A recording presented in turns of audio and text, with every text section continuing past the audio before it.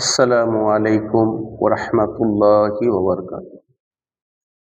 হে প্রিয় মুসলিম ভাই সকল, সমস্ত তারিফ সমস্ত প্রশংসা মহান রব্বুল ইজ্জতের জন্য, যে আল্লাহ পাক আমাদের প্রতি অনুগ্রহ দয়া করেন।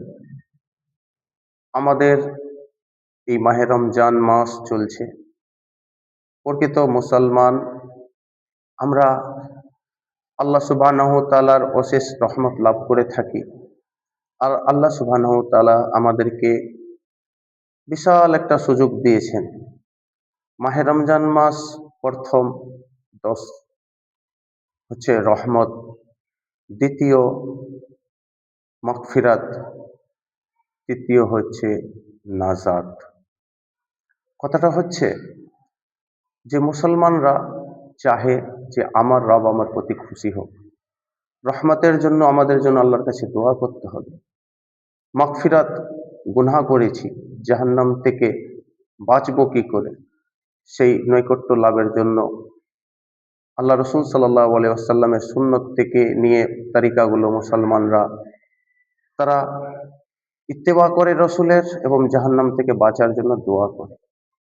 তৃতীয় 10টা দিন হচ্ছে মাগফিরাত, নাজাত।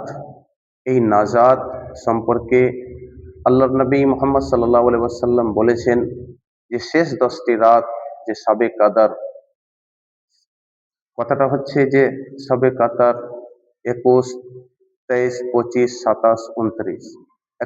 একটা হাদিসে আসছে যে আল্লাহর নবী মুহাম্মদ সাল্লাল্লাহু আলাইহি ওয়াসাল্লাম বলেছেন যে যে 10টি রাত যে মুমিন আল্লাহকে রাজির উদ্দেশ্যে জাগরণ করে, আল্লাহ তার প্রতি খুশি হয়ে যায়, রাজি হয়ে যায়, তার সমস্ত জীবনের চাওয়া পাওয়া আল্লাহ সুবহানাহু ওয়া তাআলা পূর্ণ করে দেন।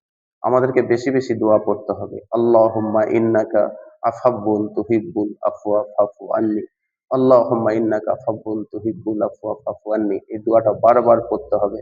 তাই প্রিয় মুসলিম ভাই সকল, এই মাহে রমজান মাসের রহমত, বরকত, মাগফিরাত অবশ্যই আমাদেরকে নিতে হবে। ভিডিওটা সকলের কাছে ছড়িয়ে দেবেন।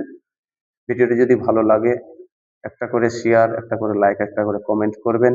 ফেসবুক পেজ থেকে যদি দেখে থাকেন ফলো করবেন। ইউটিউব থেকে যদি দেখে থাকেন আপনারা সাবস্ক্রাইব করে চ্যানেলটা বেল আইকনটি টিপে আপনার চ্যানেলটা সাবস্ক্রাইব করে নেবেন। একটা করে কমেন্ট করে জানাবেন। আপনারা সুস্থ থাকুন, ভালো থাকুন। আসসালামু আলাইকুম।